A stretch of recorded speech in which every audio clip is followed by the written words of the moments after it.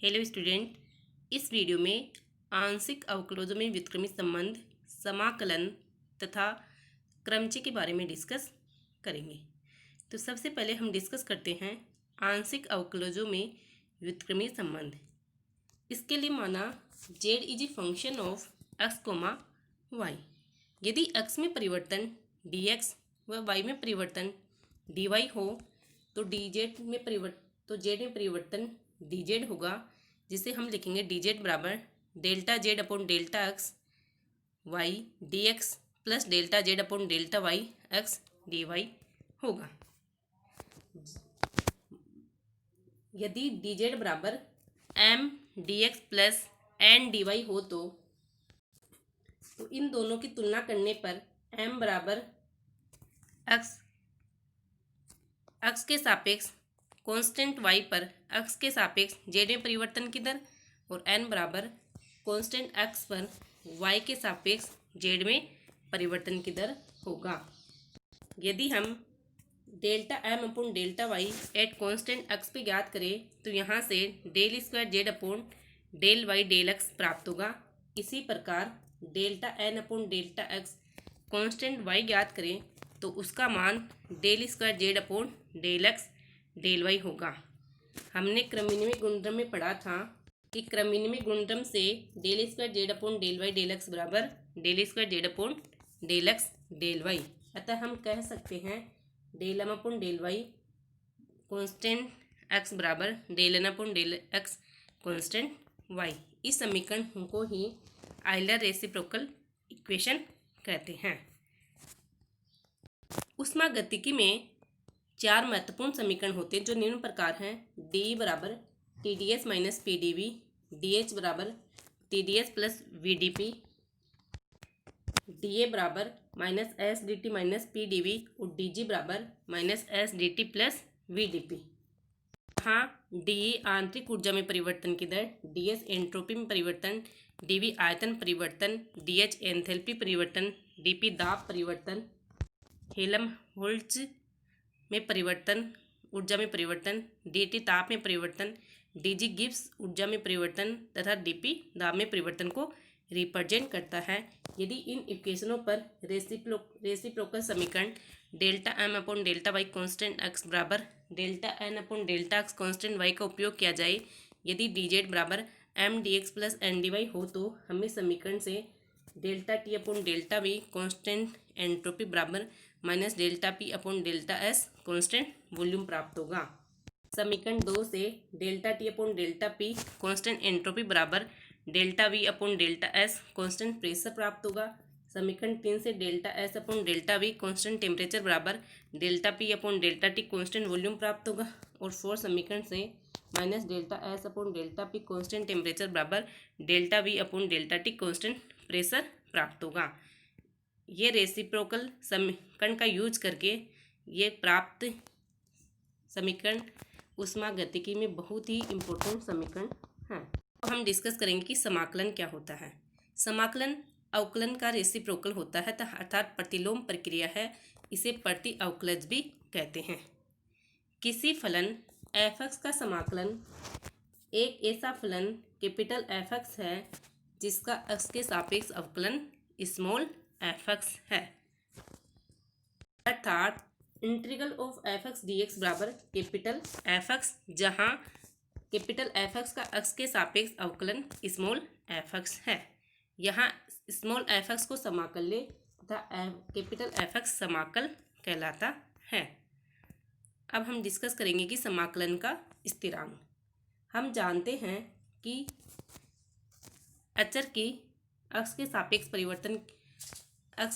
परिवर्तन की दर या अचर का अवकलन 0 होता है। यदि d upon D x capital f(x) बराबर f(x) हो तो हम इस प्रकार लिख सकते हैं कि d upon D x capital f(x) plus c बराबर d upon D x capital f(x) plus d upon D x c। चूँकि c अचर है तो इसका x के सापेक्ष अवकलन 0 होगा। अतः यहाँ से d upon D x capital f(x) प्राप्त होता है, जो कि यहाँ से स्मॉल f(x) के बराबर है।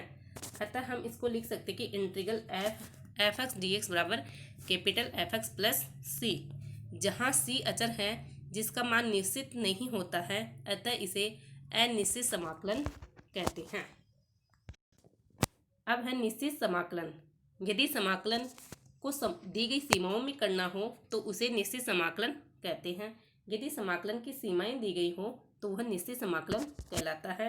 जैसे f(x) dx का a to b सीमा में इंटीग्रल करना है तो वहाँ से हमें कैपिटल f(x) प्राप्त होता है, जहाँ a लोअर लिमिट तब b अपर लिमिट को शो करता है। इनके सबसे पहले अपर लिमिट रखेंगे फिर लोअर लिमिट रखेंगे, तो यहाँ से वैल्यू fb माइनस fa प्राप्त होती है। ये निश्चित समाकलन कहलाता है। अब है समाकलनों के मानक सूत्र हैं कि dx का समाकलन x प्लस सी होता है, ex dx का समाकलन ex प्लस सी होता है, x की पावर n का समाकलन x की पावर n प्लस 1/n+1 होता है, a की पावर x का x के सापेक्ष समाकलन a की power x upon log a होता है, इंटीग्रल 1/x dx बराबर log x प्लस सी होता है, इंटीग्रल sin x dx बराबर minus cos x plus C होता है, इंटीग्रल cos x dx बराबर sin x प्लस सी होता है, integral sec square x dx बराबर tan x प्लस सी होता है, integral cosec x square dx बराबर minus cot x plus C होता है, integral sec x tan x dx बराबर sec x प्लस सी होता है। इसी प्रकार integral cosec x cot x dx बराबर cosec x प्लस सी होता है, integral 1/√1 minus x square dx बराबर sin inverse x plus C minus cos square x plus C होता है, integral 1/1 plus x square dx बराबर tan inverse x plus C या minus cot inverse x plus C होता है। इस प्रकार समाकलन के इन मानक सूत्रों का यूज करके हम किसी भी फलन का समाकलन ज्ञात कर सकते हैं।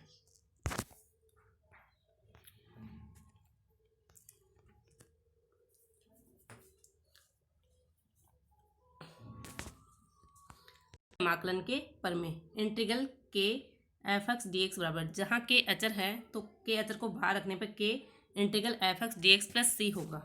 इसी प्रकार यदि भिन्न भिन्न फलनों का योग या जोड़ या माइनस दे रखा हो, उनका इंटीग्रल करना हो तो इन फलनों का अलग अलग इंटीग्रल किया जाएगा। जैसे क्वेश्चन दिया हुआ है कि इंटीग्रल 6x4 dx का समाकलन ज्ञात कीजिए, तो इसका समाकलन करेंगे 6x4 का, तो 6 को अचर को बाहर रख लेंगे, फिर इंटीग्रल x4 dx, x4 का समाकलन हो जाएगा x की पावर 5/5 प्लस सी, तो इसका समाकलन हो जाएगा 6x की पावर 5/5 प्लस सी। क्वेश्चन दिया हुआ है कि integral sin x plus 3x square plus 1/√1 minus x square dx, इसका समाकलन करना है। तो इसमें 2-3 फंक्शन दिए हुए हैं, तो समाकलन प्रमेय का यूज करके इन फंक्शनों को अलग करने पर तो integral sin x dx plus integral 3x square dx plus integral 1/√1 minus x square dx, चूँकि sin x का इंटीग्रेशन माइनस cos x होता है, 3x स्क्वायर का x³/3 होता है और 1/√1 माइनस x स्क्वायर का साइन इनवर्स x होता है। अतः यहाँ से हमें इसका समाकलन minus cos x plus x³ plus sine inverse x plus c प्राप्त होता है। इस प्रकार 2-3 फंक्शन जो कि जोड़ या बाकी के रूप में दिया हुआ, उनका समाकलन प्रमेय का यूज करके हम इंटीग्रेशन कर सकते हैं। अब दिया हुआ कि इंटीग्रेशन x स्क्वायर dx का करना 1 से 2 लिमिट में, तो सबसे पहले x स्क्वायर का हो जाएगा x³/3 और फिर 1 से 2, तो सबसे पहले अपर लिमिट रखेंगे तो 2^³/3, फिर लोअर लिमिट रखेंगे -1^³/3, तो यहाँ से 7/3 प्राप्त होगा। इस प्रकार हम निश्चित समाकलन कर सकते हैं। अब हम डिस्कस करेंगे कि क्रमचय या परम्यूटेशन। दी गई वस्तुओं में से सभी अथवा कुछ वस्तुओं को एक साथ लेकर जितने भिन्न भिन्न प्रकार से विन्यास या क्रम बनाए जा सकते हैं, वे सभी विन्यास दी गई वस्तुओं के क्रमचय कहलाते हैं। जैसे 3 राशियां हैं ABC, इनमें से 2 को लेकर क्रमचय बनाने हैं, तो 2 को लेकर बनाए जाने वाले क्रमचयों की संख्या 6 होगी, जो निम्न प्रकार हैं AB, BC, CA, BA, CB तथा AC। इस प्रकार क्रमचय बना सकते हैं। यदि n विभिन्न वस्तुओं में से r वस्तुओं को लेकर बनाए जाने वाले क्रमचयों की संख्या होगी NPR बराबर फैक्टोरियल n/फैक्टोरियल n-r। फैक्टोरियल 0 का मान 1 होता है। इससे संबंधित कुछ नियम है कि NPN का मान फैक्टोरियल n होगा, NP0 का मान 1 होगा, NPR का मान n की पावर n-1 PR-1 होगा। क्वेश्चन दिया है कि जयपुर शब्द के अक्षर से कितने क्रमचय बनाए जा सकते हैं, यदि सभी अक्षरों को लिया जाए और 4 अक्षर लिया जाए। यदि सभी अक्षरों को लेंगे तो जयपुर में 6 अक्षर हैं, तो 6p6 यानी फैक्टोरियल 6, जिसका मान होगा 720। 6 में से 4 अक्षर को लेकर क्रमचे बनाने हैं तो उसकी संख्या होगी 6p4, तो फैक्टोरियल 6 अपॉन फैक्टोरियल 6 माइनस 4 यानी फैक्टोरियल 6 बट्टा फैक्टोरियल 2, तो यहाँ से इसका मान 360 प्राप्त होगा। इस प्रकार हम क्रमचों की संख्या ज्ञात कर सकते हैं।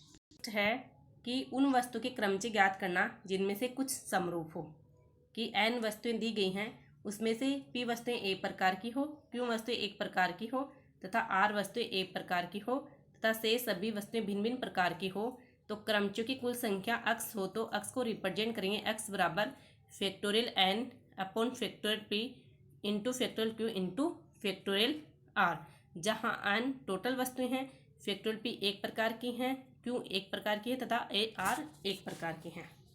जैसे क्वेश्चन है कि मैथमेटिक्स शब्द के सभी अक्षरों को लेकर बनाए जाने वाले क्रमचों की संख्या ज्ञात करो। अब मैथमेटिक्स में m 2 बार है, a 2 बार है तथा t 2 बार है तथा मैथमेटिक्स में कुल 11 अक्षर हैं, तो समरूप वाले फॉर्मूले का यूज करेंगे।